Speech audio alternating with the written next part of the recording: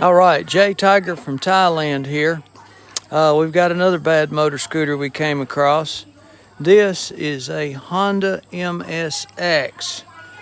Unfortunately, I don't know the actual size of the motor, but looks like she's got an aftermarket oil cooler, and we have got a titanium dual exhaust pipe here. These bikes get pretty dirty. It's obvious that this guy really keeps this one clean and washing it off. And he's got lots of nice some billet covers on here.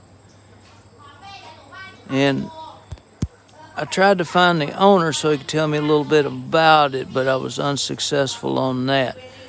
See, he's got the protector knobs on the forks, and those are some upside down forks. And this thing is also get around real quick.